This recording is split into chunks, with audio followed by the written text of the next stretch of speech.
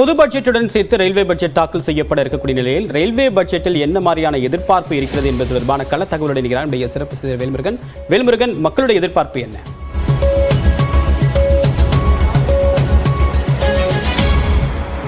தொடர்ச்சியாக தற்போது பட்ஜெட் ஆனது இன்னும் சற்று நேரத்தில் அறிவிக்கப்பட இருக்கக்கூடிய நிலையில பெரிய எதிர்பார்ப்பாக ரயில்வே பட்ஜெட் அப்படிங்கிறது தமிழகத்தில் எப்பொழுதுமே இருக்கும். குறிப்பா இந்த முறை தென் மாவட்டங்களுக்கான அந்த ரயில்வே பட்ஜெட் எப்பொழுது அறிவிக்கப்பட போகிறது, குறிப்பாக இந்த புதிய ரயில் பாதை திட்டங்கள், இரட்டை வழி ரயில் பாதை திட்டங்கள், இது போன்ற பல திட்டங்கள் தமிழகத்திற்கான தேவையாக தொடர்ச்சியாக இருந்து கொண்டிருக்கிறது.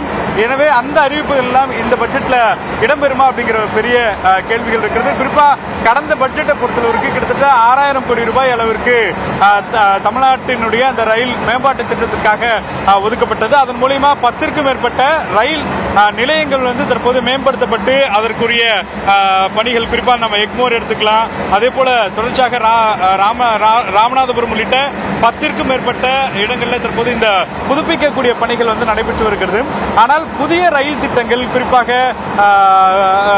தென் மாவட்டங்களுக்கு செல்லக்கூடிய பெரும்பாலான ரயில்கள் அப்படிங்கிறது இரவு நேரத்தில் மட்டுமே இருக்கிறது. எனவே காலை நேரங்களில் புறப்படக்கூடிய பெரும்பாலான ரயில்கள் இயக்கப்பட வேண்டும் அப்படிங்கிற எதிர்பார்ப்பு தொடர்ச்சியாக ரயில் பயணிகள் மத்தியில் இருக்கு.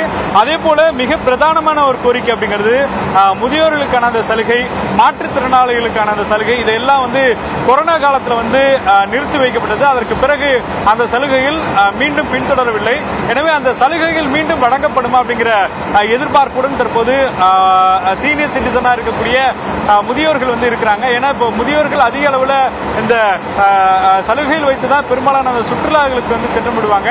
ஆனால் தற்பொழுது இருக்கக்கூடிய இந்த அறிவிப்புல இந்த எதிர்பார்ப்பு இருக்குமா அப்படிங்கிற ஒரு பெரிய கேள்வி இருக்கு. அதே போல மெட்ரோ திட்டத்தினுடைய அந்த திட்டங்களுக்கான பாதி நிதி அப்படிங்கிறது மத்திய அரசு தான் கொடுக்கிறது. நம்மளுடைய சென்னையில 2ஆம் கட்ட மெட்ரோ திட்டம் அப்படிங்கிறது செயல்படுத்தப்பட்டாலும் கூட இந்த நிதி வரல அப்படிங்கிற குற்றச்சாட்டு இருந்துகிட்டே இருக்கு.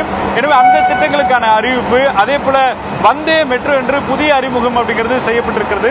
இது தமிழ்நாட்டில் குறிப்பாக சென்னையினுடைய பிரதான பகுதியில் இயக்கப்பட வேண்டும் அப்படிங்கிற கோரிக்கை வைக்கப்பட்டிருக்கிறது. கூடுதலாக வந்தே பாரத் ரயில தமிழகத்தில் இன்னும் 5க்கும் மேற்பட்ட ரயில் சேவைகளை கூடுதலாக இயக்க வேண்டும் அப்படிங்கிற பல கோரிக்கைகளை தற்போது ரயில் பயணிகள் வைக்கிறார்கள். தேவப்பிரியா, ரயில் பணிகள்கிட்ட மிகப்பெரிய எதிர்பார்ப்பு இருக்கு. ஒரு பக்கம் வந்தே பாரத் ரயிலோட எண்ணிக்கை அதிகரிச்சுட்டே இருந்தாலும் கூட அன்ரிசர்வ்ல வெயிட்டிங் லிஸ்ட்ல இருக்கக்கூடிய பயணிகள் எண்ணிக்கை ஒவ்வொரு நாளும் தொடர்ந்து அதிகரிச்சுட்டே போகுது.